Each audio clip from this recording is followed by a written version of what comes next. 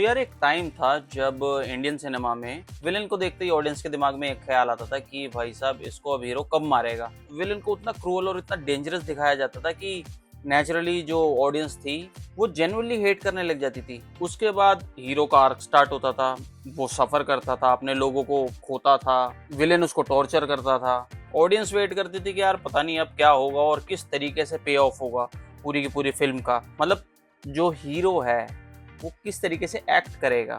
और जब क्लाइमेक्स में विलेन गिरता था और हीरो जीतता था तो उसका सेटिस्फेक्शन ही अलग होता था।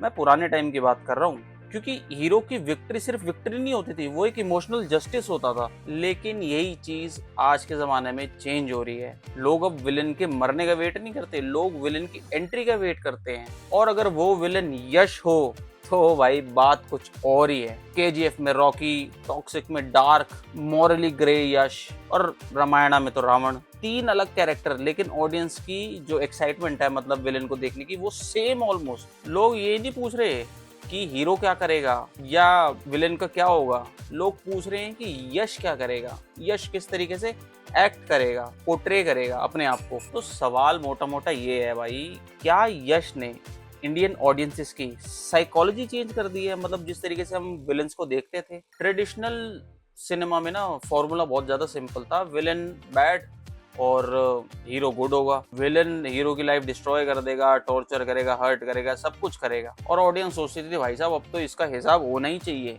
हीरो का जिस तरीके से मैंने बताया आर्क होगा, पहले हीरो वीक थोड़ा बहुत दिखाएंगे, सफर करता है, फिर वो धीरे धीरे बिल्ड होता है, फिर वो स्ट्रॉन्ग बनता है। लेकिन अब जो हीरो और विलेन की जो बीच की लाइन है ना, वो बहुत ही ब्लर होने लगी है। हम यहाँ पे आजकल विलेंस को एरोगेंट भी देख रहे हैं, वायलेंट भी देख रहे हैं और रूल्स तोड़ते हुए भी देख रहे हैं, और उनके कैरेक्टर मॉरली भी क्वेश्चनेबल है और ऑडियंस फिर भी उनके साथ खड़ी है।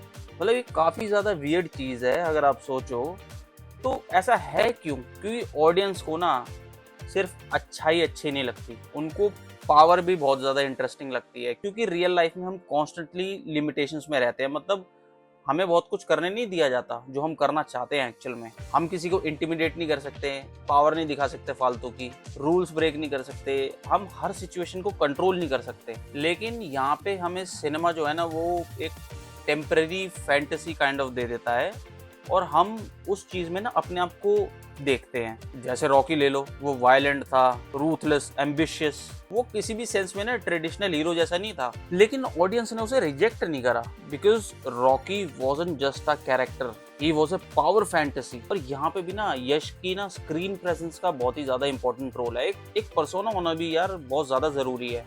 मतलब कोई भी ऐरा गैरा नहीं कर सकता इस चीज को। अब उसी रोल में कार्तिक आर्यन अच्छा लगेगा? नहीं लगेगा, क्योंकि एक नॉर्मल एक्शन हीरो जो होता है उसकी मूवमेंट होती है एक्शन दिखाने के लिए। लेकिन यहाँ केस उल्टा था, उसके आसपास चीजें होती थी, वो स्टिल रहता था, and that is power.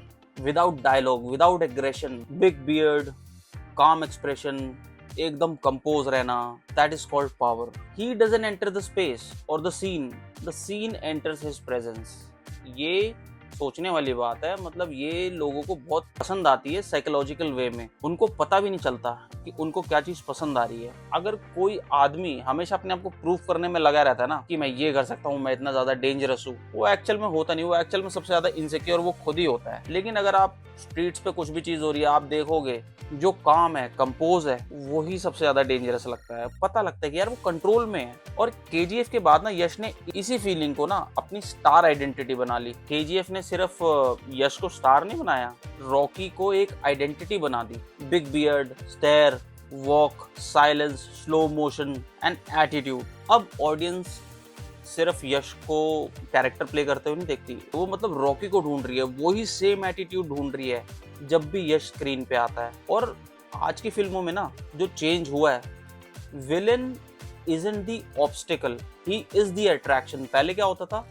Hero attraction होता था, विलेन ऑब्स्टिकल होता था। बड़ा वो चीज पलट गई है। चाहे आप केजीएफ में रॉकी को देख लो, टॉक्सिक में जो यश का कैरेक्टर है उसको देख लो, रावण को देख लो, मार्केट वो वैसी हो रही है। इसमें कोई गलत नहीं है, बट मैं बता रहा हूँ कि ऑडियंस का नजरिया कैसे चेंज हुआ है। और यहाँ पे ना यश का रावण बनना इसलिए भी बहुत ज्यादा इंटरेस्टिंग है क्योंकि रावण खुद में ही बहुत ज्यादा कॉम्प्लेक्स कैरेक्टर है, पावरफुल है, इंटेलिजेंट है, राजा है तीनों लोगों का, वो भी स्कॉलर है, एम्बिशियस है, प्राउड है, लेकिन अल्टीमेटली उसका खुद का ईगो ना उसका डाउनफॉल बन जाता है। और अब एक एक्टर को देखो जिसके साथ ये सारी क्वालिटी मैच करती है, यश, और अब उसको रावण बना दो। तो एक फैसिनेटिंग क्वेश्चन ऑटोमेटिकली आता है कि are we going to watch Ravana, और हम ये एक्सपेक्ट करेंगे कि भाई यश आ रहा है अब चल करके। And that is the danger of powerful star persona जिस तरीके का यश का है। और यार इसमें प्रॉब्लम ये है कि अगर ऑडियंस ना कैरेक्टर से ज्यादा एक स्टार को देखने लग जाए ना,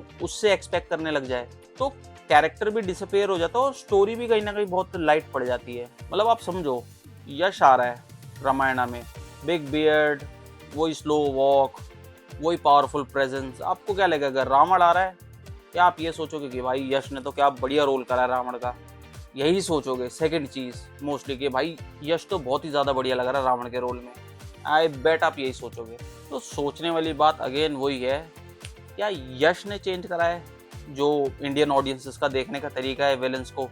मे बी, लेकिन मुझे लगता है यश ने ना बहुत ज्यादा स्मार्ट वर्क करा है यहाँ पे। उसको एग्जैक्टली पता है कि भाई ऑडियंस को क्या चाहिए। Same, they want power, they want confidence, danger, unpredictability, मतलब कोई ऐसा बंदा जिसको भाई डर ही ना लगता हो। और यश ने ना अपना पूरा का पूरा पर्सोना जो है ना इन्हीं चीजों के ऊपर बिल्ड करा है। And that is the real transformation from hero to a villain.